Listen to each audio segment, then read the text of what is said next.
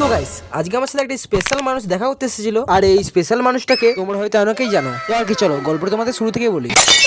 হ্যাঁ, তো বিকাল হতে আমার মোবাইলে একটা কল আসে। হ্যাঁ, তো সেই বন্ধুটাই আমাকে কল করেছিল দেখা করতে আসবো বলে। তাই আমি আর দেরি না করে আমি যেতে লাগলাম বাস স্ট্যান্ডের কাজ দিকে।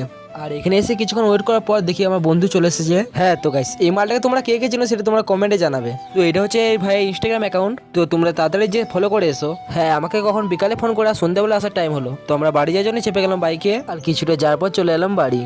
আর এদিকে দেখি আশরাফুল ভাই আমার ভিডিও দেখছে। হ্যাঁ সত্যি, আশরাফুল ভাই খুব ভালো মনের মানুষ। তো তোমরা এটা ভাবো না যে আমার ভিডিও দেখছে বলি বলছি, আশরাফুল ভাই সবাইকে সাপোর্ট করে। আর এদিকে আমি আমার সামর্থ্য মতো কিছু খাবার রেডি করছিলাম, আর এটা আমি কি বিছুচ্ছি সেটা নামও জানি না, তোমরা হয়তো অনেকেই জানো।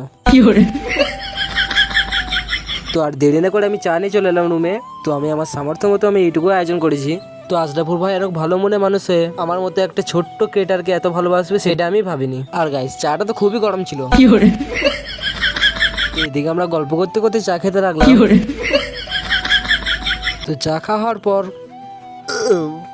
চলে গেলাম আবার আশরাফুল ভাইকে বাড়ি দিয়ে আসার জন্য। আমি তো পুরোটাই যাবো না, তাও কিছুটা এগিয়ে দিয়ে এলাম। হ্যাঁ গাইস, তো আজকে মেন ভিডিওটা ছিল এইটুকুই। যদি তোমাদের ভালো লেগে থাকে লাইক কমেন্ট এন্ড শেয়ার, আর হ্যাঁ ছোট ভাই হিসাবে ফলোটা করে দিয়েছিও। বাই।